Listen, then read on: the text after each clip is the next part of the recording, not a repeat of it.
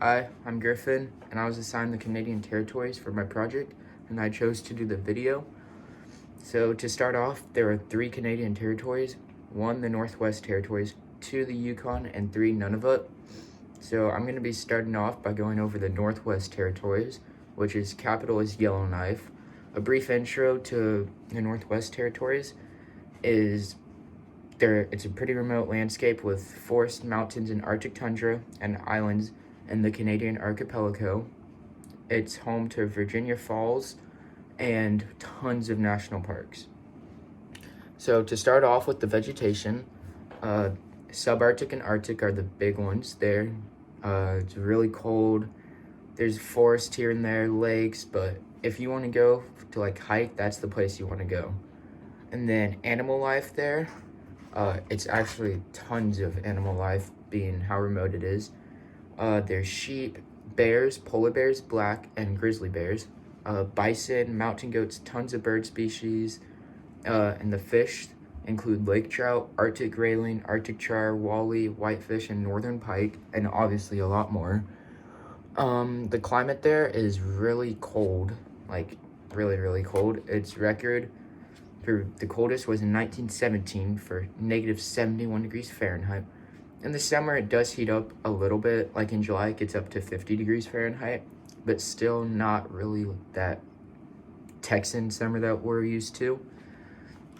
And then the main food there that they eat are freshly caught fish, freshly hunted animals, basically just natural resources, not like McDonald's or anything like that. The main religion is actually Roman Catholic. 46% of the Northwest Territories is Roman Catholic. And then the languages that they speak are tons of indigenous languages. I'm gonna butcher these names like crazy, but Inuit, Inuvialuktun, Inuktitut, and Inuktitut are the most spoken languages there by the villagers. And then on to Yukon. The capital of Yukon is Whitehorse.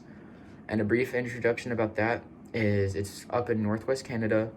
It has tons of mountains, not that populated, just a couple of villages and towns here and there.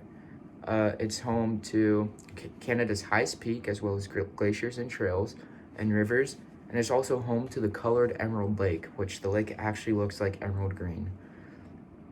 So to start off, the vegetation in Yukon is Arctic tundra, and then different types of forest, shrub forest, taiga, and then the animal life there is caribou, moose, sheep, grizzly bears, wolves, marmots, and different types of woodpeckers. And then the climate there, cold again. It gets freezing, like below zero. And then during the summer, it heats up a little bit, kind of like the Northwest Territories, but nothing crazy. And then the food there is freshly hunted animals and also freshly caught fish, just like the others. And then the main religion there is actually Christianity. By 51% of the Yukon is Christian. And then again for languages, it's tribal languages. And on to Nunavut, which the capital is Iqaluit. I'm gonna butcher these names. And then just a brief introduction about Nunavut. It's a massive, sparsely populated territory of northern Canada, which means here and there there's people. It's not really like one condensed city. It's forming most of the Canadian Arctic archipelago, which is just a bunch of islands. On the islands, it's a bunch of tundra, craggy mountains, and remote villages. You can only access it by plane or boat, so not car. And it's known for its local artwork, pottery, crafts, and stuff like that. And to start off with the vegetation, it's mainly composed of different berries, lichens, willows, moss, tough grass, and small willow shrubs.